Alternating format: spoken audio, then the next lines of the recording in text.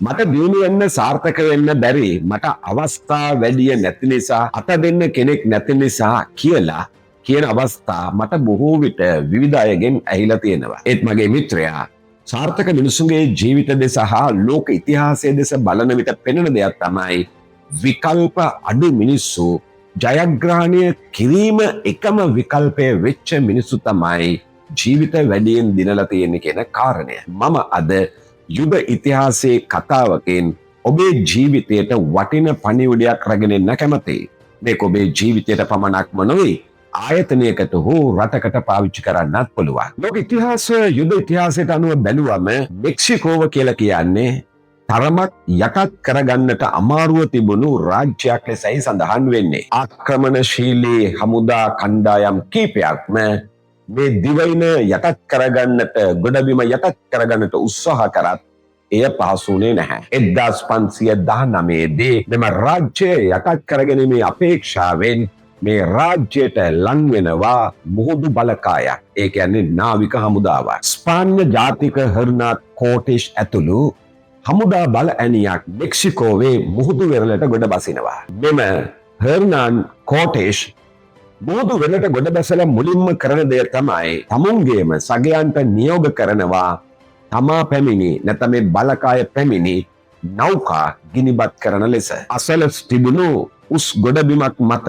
සිට තම බලකාය මුහුදු වෙරළ දෙස බලන විට මෙම සෙබළුන් දුටුවේ තමුන්ම පැමිණි නෞකා ගිනි ගනිමින් පවතින බවයි මුහුදු වෙරළේ. එවිට මෙම අනබෙන නිලධාරියා තමුන්ගේ කණ්ඩායම ආමන්ත්‍රණය කොට මෙසේ කීවා. අපිට සතුරා සමග යසකන් කොට මේ දිවයින යටත් කර ගැනීම හෝ මිය යාම හැර විකල්පයක් වෙනත් නැත. එක්කෝ අපි සියලු දෙනා ජීවත් විය යුතුයි. එක්කෝ අපි සියලු දෙනා මිය යා යුතුයි. ලෝක යුද ඉතිහාසයට අනුව මගේ මිත්‍රයා මේ සටන ඔවුන් ජයග්‍රහණය කොට එහෙම නැත්නම් මේ භූමිය යටත් කරගත්ත බවට සඳහන් වෙනවා. ඒ වගේම මෙවැනිම සිද්ධියක් මෙවැනිම කතාවක් මහා ඇලෙක්සැන්ඩර් අධිරාජ්‍යයා විසින් පර්සියානු මුහුදු වෙරළේදී තමුන්ගේ නෞකා ගිනිබත් කිරීම ගැන කතාවකුත් යුද ඉතිහාසයෙන් එනවා. ඊට පෙර හා පසු ඔය වගේ කතා බොහෝ අපිට හඳුනා ගන්න පුළුවන්. මොකක්ද මෙතන තියෙන මනෝවිද්‍යාත්මක සිද්ධාන්තය? මම නිකන් ඔබෙන් අහුවොත් කැලේ දඩයමක් පිණිස කොටියෙක් එහෙම නැත්නම් සිංහෙක් කොටියෙක් ගම්මු මුවෙක් පස්සේ දුවනවා. හඹා යනවා. මේ දෙදෙනාගෙන් වඩා වේගෙන් දුවනවා ඇත්තේ කවුද? මගේ මිත්‍රයා. කොටියා ගොදුර පස්සේ දුවන්නේ ගොදුරක් ලබා ගන්න. ඌට මේ ගොදුර මිස්සුනොතින් තව ගොදුරක් ලබා ගන්න පුළුවන් වෙයි. ඒත් මෙයා දුවන්නේ ජීවිතේ බේර ගන්න. ඌට විකල්පයක් නැහැ. සමහර විට මුවා දුවන වේගය කොටිය දුවන වේගයට වඩා බොහෝ විට වැඩි වන්නට පුළුවන්.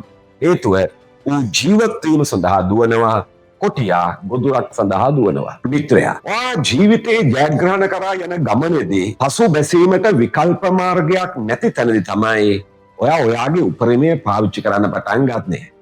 උදාහරණයක් විදියට ඔබ දැනටම රැකියාව කරන කෙනෙක් නම් රැකියාව කරන ගමන් මේ රස්සාව නැතුනොත් මම අර රස්සාව කරනවා. මේ සමාගමේ බැරුණොත් මම අර සමාගමට යනවා.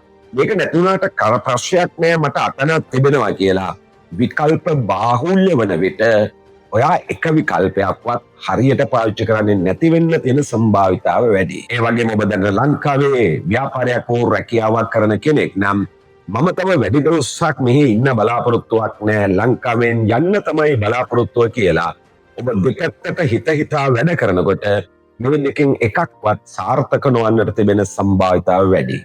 එනිසා විකල්ප බහුල මිනිසෙකු වීමට වඩා විකල්ප විරල මිනිසෙක් වීම තුළින් ඔබේ ශක්තිය වඩාත් හොඳින් පාවිච්චි කරන්න පුළුවන්. මිනිස් මනස හැදිලා තියෙන්නේ පහර දෙන්න හෝ පලා යන්න කියන සිද්ධාන්තය මතයි. ඔබට පලා යෑමට මාර්ගයක් නැති වූ විට ඔබ ඔබේ මුළු ශක්තිය පාවිච්චි කොට පහර දීම තෝරා ගන්නවා. පහර දීම විට ඔබේ ප්‍රබලම අවසානම අවිය ක්‍රමය බවට පත් වෙනවා.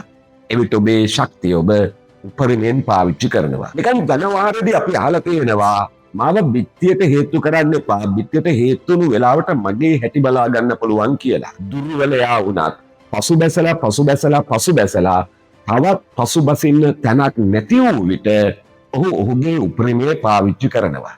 ඒ ඔහුට තවත් විකල්පයක් නැති විටයි. එනිසා ඔබ දිනන්න බලාපොරොත්තු වෙන කෙනෙක් නම් මගේ මිත්‍රයා විකල්ප විරල හෝ විකල්ප නැති කෙනෙක් විය යුතුයි. ජයග්‍රහණයම මිස වෙනත් විකල්පයක් නැති මිනිස්සු වෙනස්ම මානසික ශක්තියකින් වැඩ කරන බව මතක තබා ගන්න. ඔවුන්ට ජයග්‍රහණයම හැර වෙනත් විකල්පයක් නැති නිසා. වරක් බෘස්ලි මෙහෙම කියලා තිබුණා. එකිනෙකට වෙනස් පහරවල් 100ක් දන්නවාය කියන මිනිසාට වඩා එකම පහර 100 වරක් ප්‍රගුණ කරපු මිනිසාට මා බිය වෙමි. බිය කියන වචනය මෙහි පාවිච්චි කොට තිබුණාට බෘස්ලි ඇත්තටම බිය වුණාද නැද්ද කියන එක මටත් ප්‍රශ්නාන්විතයි. ඒ මේ වාක්‍යයේ වැදගත් දෙයක් තිබෙනවා. බෘස්ලි මෙයින් මොකද්ද කියන්නේ?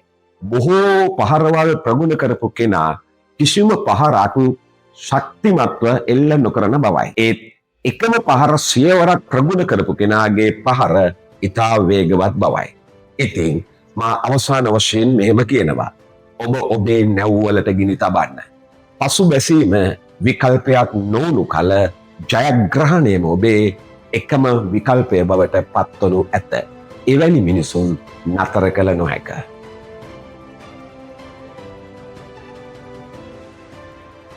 Life Skill Academy. ජාතියේ මෘදු කුසලතා පක්ෂය